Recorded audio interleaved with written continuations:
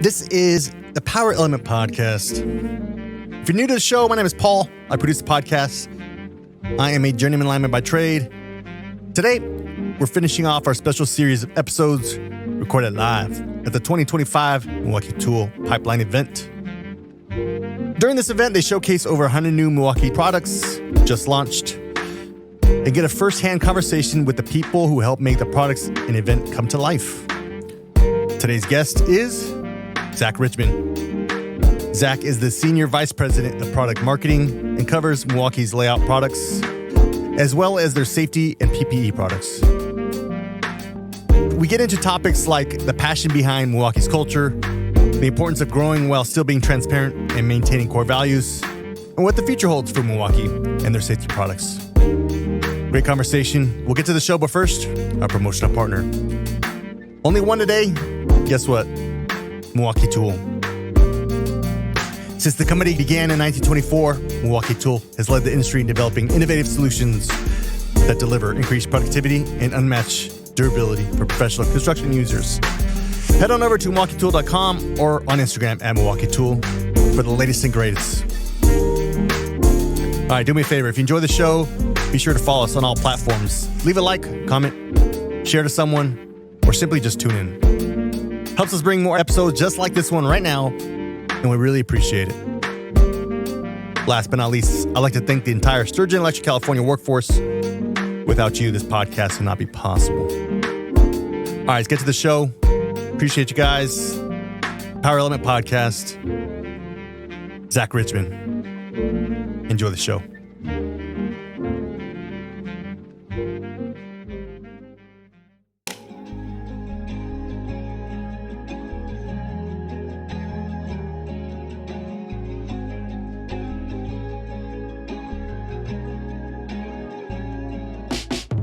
Failure is not an option. It's a quote from our guest, Zach Richman. Zach, you made that quote yesterday, a while ago. What's that quote mean to you? To me, it means above everything else when it comes to safety, PPE, all of our solutions, we have to make sure we're keeping the user at the forefront. And for us, when it comes to our head protection in particular, as well as the rest of our PPE, we have to make sure that we're tested, going above and beyond the standard. And on top of that, making sure that we're keeping the user safe so that they can go home to their loved ones at the end of the day. Well said. 2025 Pipeline, here we are. What's Pipeline mean to you? Pipeline, to me, is a culmination of hard work. I think a lot of people don't understand all the hard work and effort goes between the brand team, our manufacturing team, the product marketing team, everybody from an engineering side, quality side. We spend thousands of hours in the field listening to our users' feedback. And this is really the culmination of years of hard work for everybody, showing off all the innovative new solutions out in the market. And to me, it's kind of a celebration as well as a family reunion because we get to see people year after year and kind of feels like home when you bring everybody together. Yeah, it does, man. You guys know how to host an event, you know how to host guests, and really kind of bleed, so to speak, your culture into the people that you invited. Like myself, I go back to my team energized and looking to share not only about the cool things that you released here at Pipeline, but also take back that culture aspect too. And that's what I really want to get into. But if you can you tell the audience a little bit about yourself, what you do here for Milwaukee Tool? Yeah. So I've been with Milwaukee Tool for 9 years now. I'm our Senior Vice President of Product Marketing. I cover both our PPE products as well as our layout products from a product marketing perspective. So everything from squares, levels, as well as tape measures and marking and measuring for layout. And then for PPE, everything from head protection to cut-resistant gloves, high visibility vests, and the rest of the category that I cover. So it's been an exciting journey, and I love what I do at the end of the day. Yeah, well said. And we'll get to Maguanago. The opportunity was awesome. But I kind of want to ask you, I think by default, the identity of Milwaukee Tool could be surrounded by the tool. Is that fair to agree? I'd say it originated with the tool, yeah. You might be biased because you're a safety guy in the safety department, but do you think you can start to shift that identity of a Milwaukee Tool into more of a PPE kind of priority? Yeah, well, it's interesting that you bring that up because when we first got into PPE, a lot of people were frankly laughing us out of the room saying, you're a power tool company. This doesn't make sense for you strategically. Why are you in the category? Yeah. And for us, if we take a step back, we weren't in PPE, but we had a long history of health and safety. If you think about going from a corded company to a cordless company, where slips, trips, and falls are present on job site. Sure. Everything we're doing to reduce emissions on the job site between our landscaping products, MX Fuel products, and then everything from a visibility standpoint with all of our lighting solutions, as well as all of our tool technology that we put in there for between auto stop and rapid stop to make sure that we have safer tools as well. So for us, the natural progression was the last line of defense is PPE. And strategically, it made sense for us to relook at the entire category and say, what has not been invented yet, and how do we really take a fresh perspective on the category and deliver solutions that our users are asking for? Do you feel like by default, do you have to take on creating a PPE line, or is that something that you just think there was opportunity to, expand the organization? I think to me, I'd probably equate it more to expanding the organization and really looking at where do we have gaps in our lineup? And then I think first and foremost, it's talking to users and having their voice in mind. And they were telling us, hey, a hard hat, I've been a hard hat forever. How do we evolve that category? Same with gloves. How do we get them more dexterous and comfortable and more protection? So I think safety is ingrained in our DNA as a company. And for us, it was a natural evolution to say, how are we going to really push the envelope from a PPE perspective? Yeah. What kind of culture aspects can Milwaukee Tool provide to a construction company, utility company, or end user through your PPE? I mean, what some of those solutions look like for you? Yeah, I think first and foremost, we've invested a significant amount of time, energy, and effort across our sales force. So I think probably the biggest way I'd equate it to is back in 2018 was the first time we ever worked on Construction Safety Week. Yeah. That week, we did 5 days, did around 100 job sites and talked to around 15,000 end users and did toolbox talks, trainings, help serve the contractors. This past year, we did 700 events, talked to roughly 600,000 end users in a course of a week, and it was a full one-team effort. And we had spent months and months of preparation on, we need to talk not just about features and benefits, it needs to really be about the problems and the themes across the board, whether it's slips, trips, and falls, whether it's how do I make sure that people are trained on how to use the tools the proper way.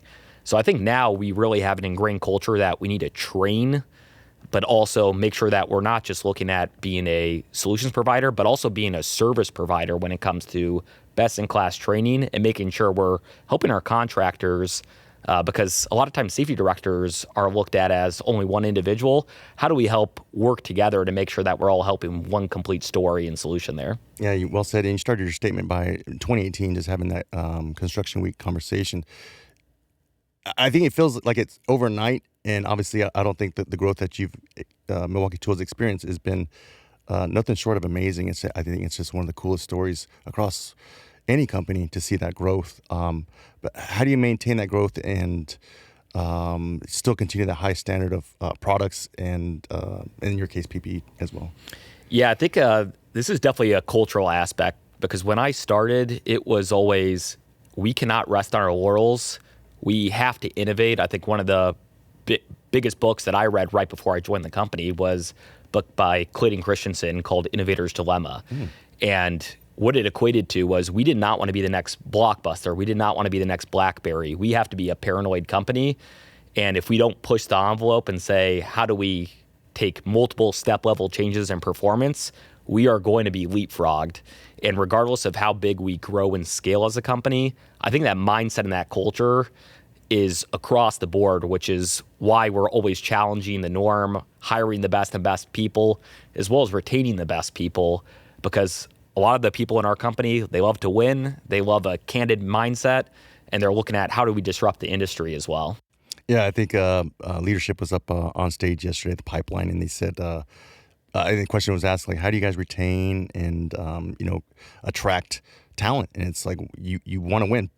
People that want to win work with winning organizations, and I think you guys totally have that too. And shifting right to that, at the tour McGuanago, I'll let you kind of speak about what goes on there, but you guys had a culture wall, and during the tour you made it a point for us to kind of see and to take pride in. What's that culture wall mean to you guys, you think?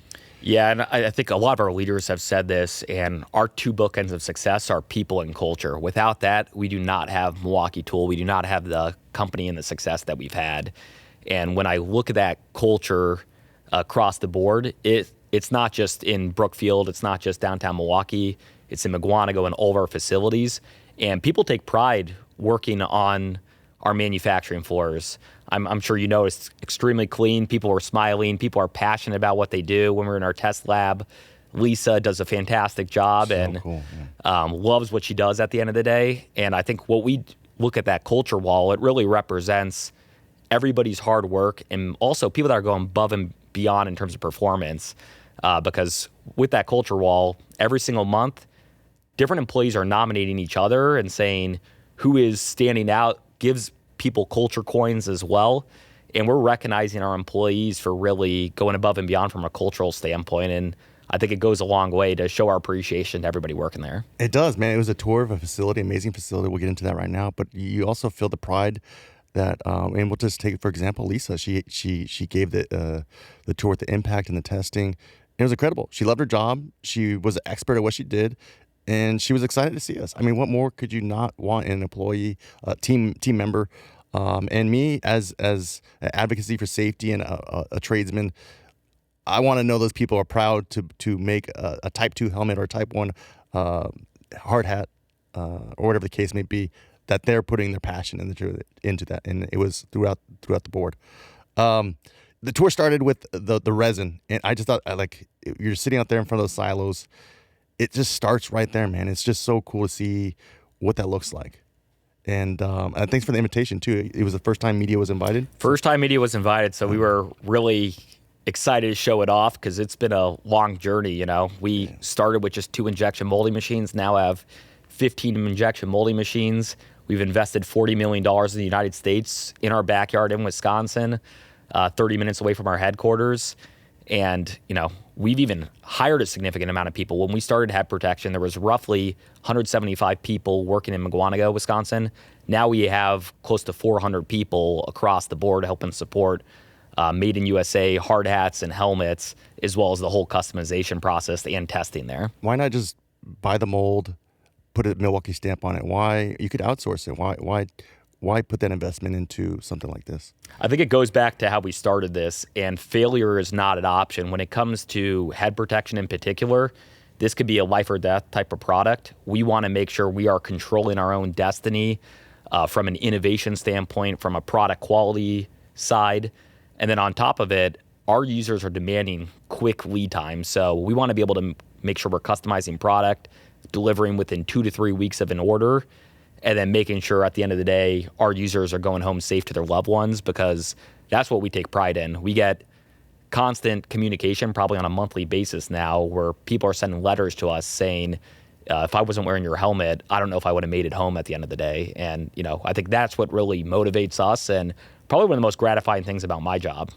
Yeah, so those testimonies, I'm passionate about this. I was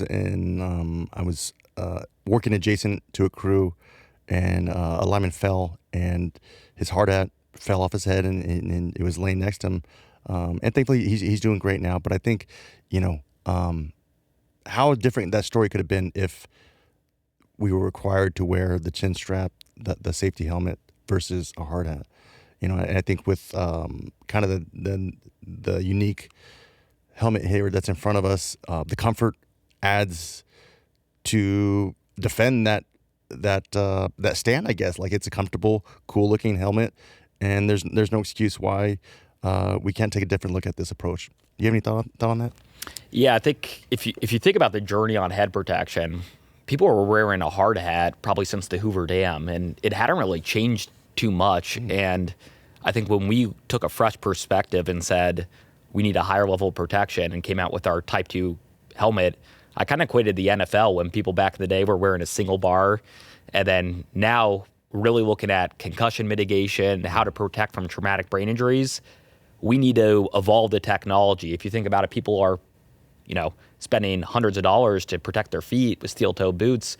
Why not protect your brain? And I think that's what really matters here, is making sure at the end of the day, people aren't having their hard hat fly off, be 30 feet away, and then end up having a huge injury. We want to make sure we're mitigating that. Yeah, well said. And all the webbing, kind of jumping around here, but all the webbing is done in-house. Everything installed right there. Correct? Yeah. Yep. Yeah, everything between the foam, the ratchet suspension, the injection, molding, the customization. We have it all in-house and have really been able to control our own destiny from that perspective. Fun story. The helmet you see in front of me in front of us is customized. I don't know what happened with one of the guests. The logo didn't make it, so we kind of veer out into the testing. And about 5 minutes later, the custom hard hat helmet, came. So it was just the way you can ship those out is so cool. Yeah, and I think that goes back to the people and culture standpoint. Dan Landwehr, who runs our customization area, has done a fantastic job. We heard from the one of the media members that he forgot to sent a logo on the spot, printed it within 60 seconds right after we got the logo, and we're able to make it happen. And I think that goes to our ability to go above and beyond from a service and a quality standpoint and have great people across the board. Yeah, and you and I kind of connected, and I talked to other leadership last night. Told them I went on the McGuanago tour, and they said, "What do you think?" I said, "You know what? I feel bad. I feel bad for the fact that you guys package this as something nice. We just rip it open, we put it on, and expect it to be the best in class. But you don't know how much passion that people like Lisa have. The crew chief, I can't remember his name right now. Jacob Rice. Jacob Rice, yeah. Just very passionate people, and they deserve us. We deserve. Well, let's see. We have an obligation to wear this helmet right and wear it properly because of how much passion that they put into that. And Lisa said it too. You could tell by the culture piece. She said failure's not an option. Like, we're going to get this right too. So that was cool. Oh yeah. And I think even the cool part about that is, to me, when you recognize that, for us, we're still not satisfied. We're still looking at how do you have lighter weight, cooler helmets, which is why we came out the full brim this past year.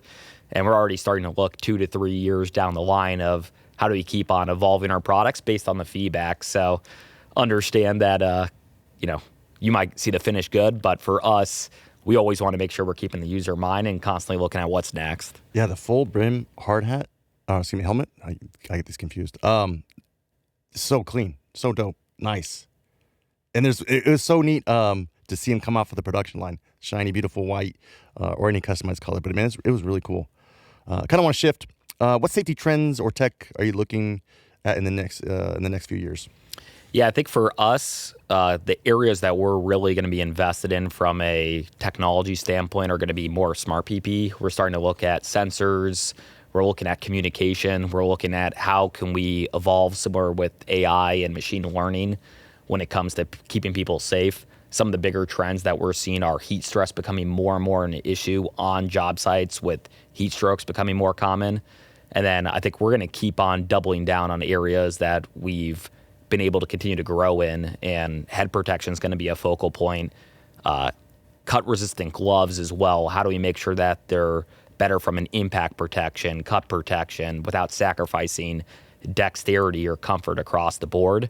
So those are some of the areas we're going to continue to look at, but in order to continue our momentum, we're going to keep a pulse on what's going on in the field and making sure that we're able to be agile and pivot depending on what trends are going to continue to happen. You have job solutions teams throughout the country. What's the approach with that?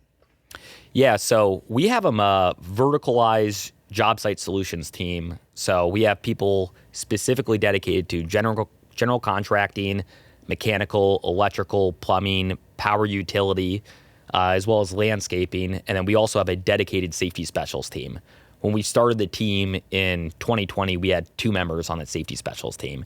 Now we have 24 people dedicated to really servicing end users from a PPE standpoint.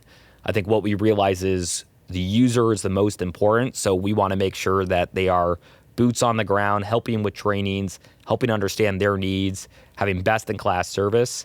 And we actually bring them into our facilities twice a year, train them. They also are all OSHA 30 certified as well as QSSP.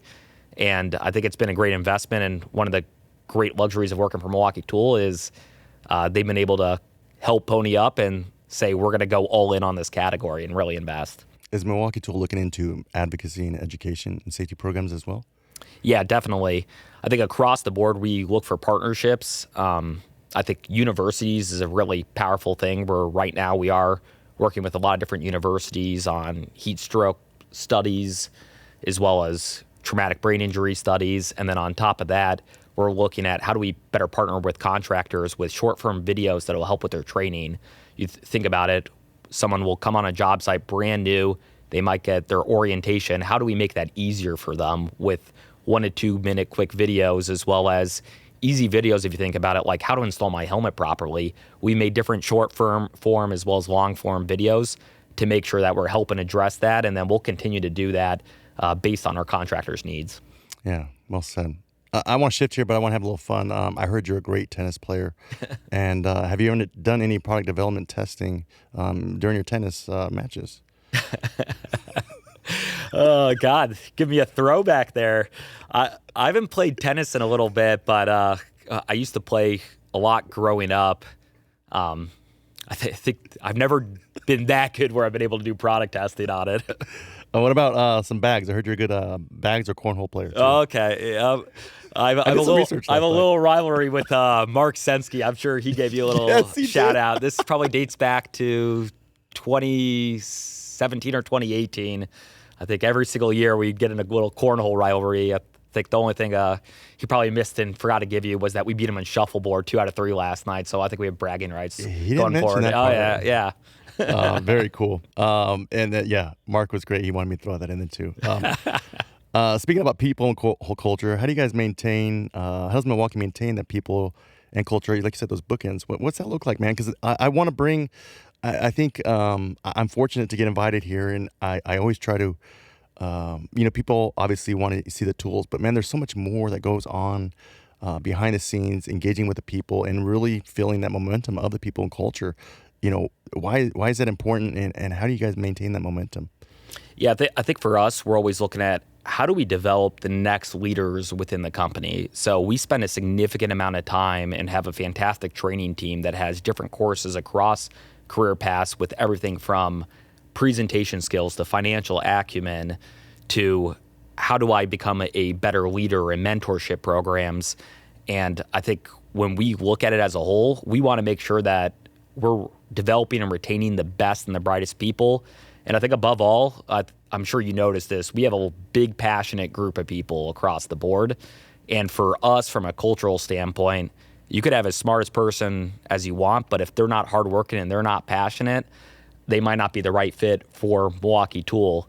And there's a lot of other companies out there that you could probably make more money in, but I think what's kept me here and a lot of other people here is the passion as well as the culture as a whole when it comes to working here day in, day out. Yeah, global company, Milwaukee Tool. We'll focus more here in North America. You have big teams, a lot of teams from East Coast, West Coast, Canada, Latin America. How do you guys measure culture? I think for us, when I look at it, we have a variety of different ways. Sometimes it's retention. On top of that, it's really how do we celebrate successes at the end of the day?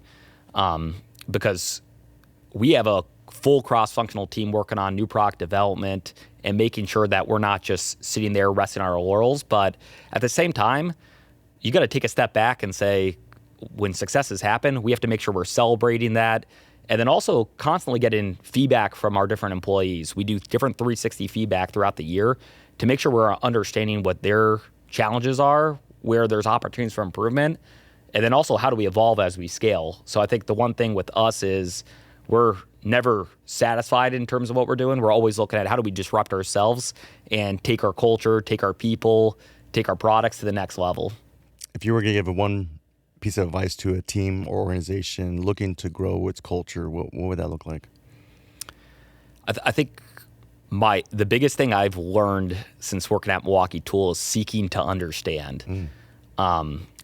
I think the people that are the best leaders within the company, whether it's Tim Albrecht, Shane Mall, Scott Griswold, they do a fantastic job of listening and understanding people's perspectives, having high emotional intelligence, and not jumping to conclusions, but really listening and active listening and asking questions so that we can then take that feedback and figure out how to apply it. To me, that's a sign of a good leader, is not the person that's the loudest in the room, but the person that can say one statement and it captures the intention of the entire audience based on their listening ability. Yeah, you have the leadership team of Milwaukee Tool out available for media for us to ask at the event and at the social event. They're amongst us, and you pull them aside, ask questions. Like it's a very, I think as a leader, you got to show up and you got to be available, and they do a great job at that. And it's a no holds. Like we can ask the tough questions and they answer it too. And I think that's great. That transparency is amazing. Yeah, Definitely. yeah. It starts with leadership, and I think they set that tone, and it creates that culture. And if you were to tell me it, it'd be hard to understand. But once you see it, like it's cool. And I try to bring that back to everyone I talk to, and just I think I've took on the last 2 years that disruptive mindset too. It's helped me a lot too, so it's cool. The book that's recommended through that Disruptive Innovation is a little dry, but the concept is amazing. I love it too. So I want to talk about growth, because you talk about lightning in a bottle of growth from what it feels like at the end user. Humble beginnings with Milwaukee Tool starting out, and then you guys obviously skyrocketed, taking on lithium ion to a whole nother level. What do you think that responsibility is like as you grow and you become more visible as an organization? How do you guys take on that responsibility? I think for us, we don't try to eat the whole elephant in the room. I think it's how I always look at it is, what are your negotiable and your non-negotiable priorities when it comes to a company? And making sure that you're aligned with your goals with both your manager, the company from a top level, but also with the people underneath you, and making sure that we're not just looking at 1 to 2 years, but we're looking 3 to 5 years out to make sure that we have a holistic plan across the different verticals and getting alignment between our job site solutions team. We work with our sales team to get alignment from a distribution standpoint. And then really it's how do we work with our cross-functional new product development team between channel, product, and brand to make sure we're commercializing, developing the product, and doing it the right way. So I think how we look at it is more of, rather than eating the whole elephant room, looking at a multi-pronged approach through multiple years to make sure we're setting ourselves up for success, which is part of the reason why we've invested so much, both in terms of training, but also even if you think about our spend from a CapEx standpoint, to make sure we're setting ourselves up for the future. Yeah, well said. How do you guys maintain momentum, or how do you handle just kind of building? Because you're going to have momentum after pipeline. How do you establish keeping that momentum? Yeah, I think Bill Hughes always says it best. He always says momentum creates more momentum. Yes. And it's success breeds success. And I think that's part of our culture, is wanting to win. And for us, we're a highly motivated group. I think even after pipeline, we might give each other some high fives, but it's really what's on to the next in terms of what we're going to do, whether it's we have NICA coming up in terms of a gigantic trade show. Next year, we have World of Concrete that we're starting to talk about as well. And then on top of it, you have a lot of people that are going to be spending thousands of hours in the field doing research. So for us, I think one of the things I've realized as a leader is people are motivated differently. Some people are motivated by seeing their product on shelf. Some people are motivated by solving a problem. And some people are motivated based on really getting that value and that feedback from users saying, unbelievable product. And how do we make sure that we're all continuing that motivation to do our jobs to the best of our abilities? Yeah, I think too, issue you could have is it'd be called getting over your skis with that momentum and kind of losing those values that kind of you establish. Do you think there's a science behind that too, to kind of maintain those values as you look to seek and build more momentum? Yeah, I think we're always trying to keep ourselves humble. And I think that's one thing you probably even noticed yesterday is even our biggest leaders in the company, they don't have a gigantic ego. You're able to talk to them. Everybody's approachable.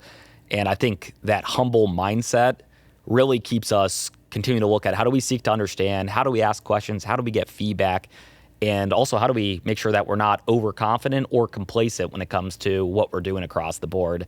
So I think for us, momentum needs to make sure that we still understand that we don't want to be DeWalt and say we're going to have all the market share with NiCad and not invest in lithium. We want to make sure we're continuing to look at that year over year in terms of what technologies are going to disrupt.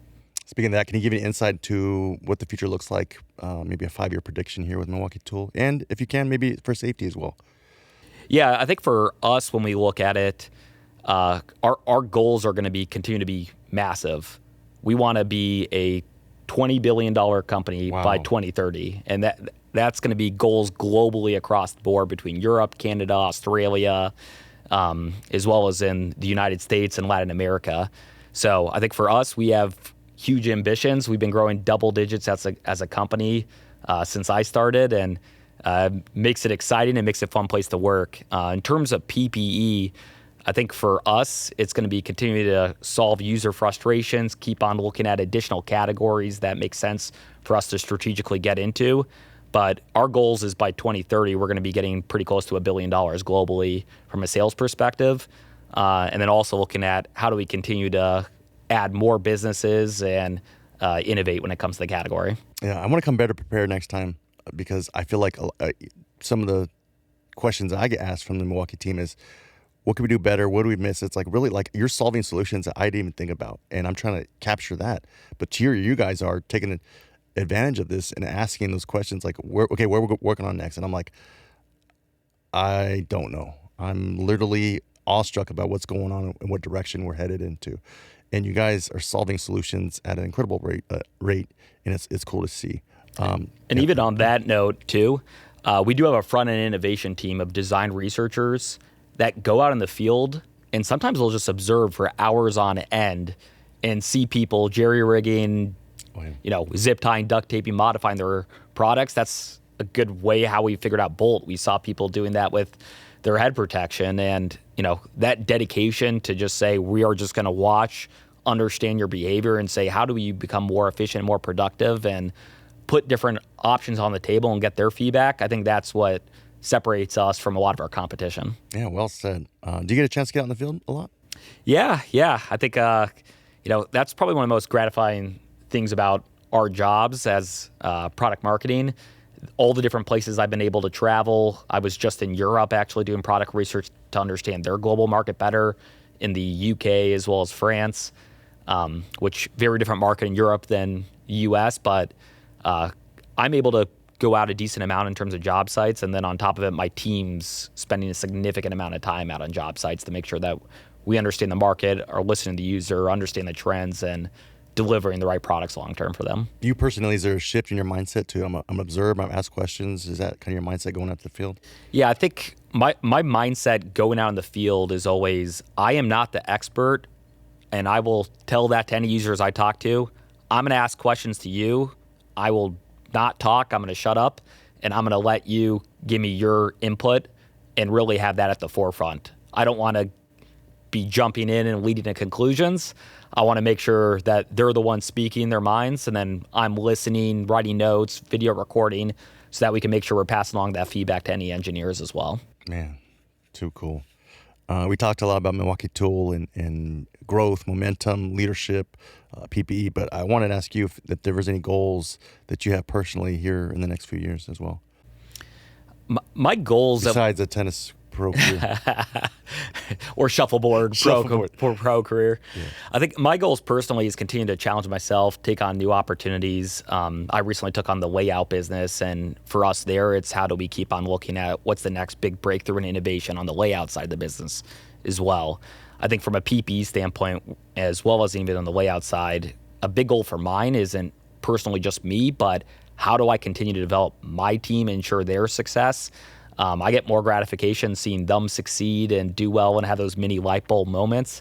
So how do I make sure that my team is being developed and put in positions to be able to be successful in order for us to further help the company and continue to grow? Because if I don't set them up for success, there's no way we're going to get to our long-term growth goals. Nailed it. Wasn't it there, Zach? People wanted to give you some feedback or give some safety feedback on PPE. How would they go about that? Yeah, I think for us, with the amount of job site solutions people we have across the board, we have dedicated reps across the entire country, both on the safety specialist side as well as our JSS side. If there's any feedback, we are more than willing to go on job sites. A lot of times we're doing new product development, we're bringing samples, we're doing surveys to get their feedback. But then even on existing products, we're constantly, whether it's at trade shows, whether it's in the field, willing and listen to their feedback. So I'd say the biggest thing would be get in touch with any type of Milwaukee Tool rep, and we are more than willing to come out on a job site, listen, learn, and then make sure that we're actually executing on the feedback as well. Very cool. Wrap this up. I got one last question. Where does Pipeline rank on your events throughout the year for your excitement and just... To me, I think it's right there at the top. Yeah. I mean, I don't think I had chills when everybody came into the Beehive that first day and we're clapping and seeing everybody look up. It was the first time we've had that type of scale of an event at our place that wasn't just internal. So you had chills, dude. It was like breathtaking. It kind of like, we'll kind of paint the picture for the audio, and there's no visual on it, but the Beehive, you're talking about the downtown facility, a Milwaukee facility. It's huge. It's 6 stories? 5 stories. 5 stories. The media partners walk in, so that's myself and everyone walking in, greeted with a sea of red of 5 stories, everyone clapping and cheering. Unbelievable. Crazy. What a rush, man. It was so cool. Oh, yeah. It made me feel like I was in like a playoff baseball game, just very electric atmosphere and great way to kick things off. Yeah, absolutely. So cool, man. That was...